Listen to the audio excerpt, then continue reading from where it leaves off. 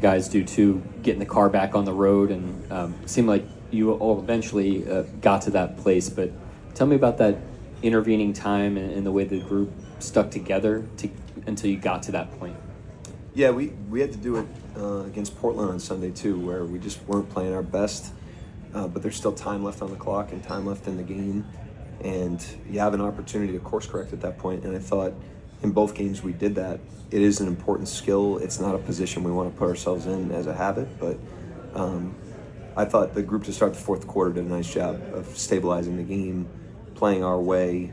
We didn't get much separation there, but it kind of like got the game back under control, made them earn everything that they got, and then we were able to outlast them. But that should be a good lesson for us. It seemed like late, especially last 6 minutes or so, every time you got a paint touch on offense, you got something really good. Is it a pretty stark difference for you all and something very intentional in those moments, particularly against zone, where you got to get at least one touch in the paint? Yeah, I thought, our attacks, especially down the stretch, were really good. We did a good job of calibrating, what they were doing. They changed defenses a little bit. And we had really, really solid attacks and a great sense of purpose there. I thought for most of the night, offensively, we were pretty good. I thought certainly in the first half, we had great intentionality. Fourth quarter, especially in the stretch run, really, really good. The third was more of a defensive issue than offense, but overall, I thought it was a pretty good offensive night.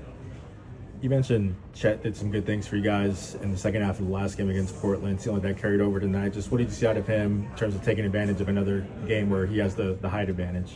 Yeah, it's going to be important. Teams are going to try to downsize against us when he's at the 5, and even when they're not downsized, they might try to put guards on him at times. And so those skills of finding him against the roll, against the switches on his rolls is important for us, and we did a good job of it. We found him. He had that spray out to Isaiah. He had a couple dunks on those plays. AJ found him once, Doug found him once, Shea found him early. So that's important for us. That's a tool that we have to develop, because that's a game plan that we see quite a bit as we move through the season. Coach, obviously you're going to get a lot of back here. Sorry. You're going to get a lot of effectiveness out of SGA, but when you're feeding the ball to Chet, and he's effective, was there any reason why you didn't feed him the ball more, given how well you played tonight? We're not really like a button-pushing team, in terms of it's this guy's turn. They kind of find that in the flow.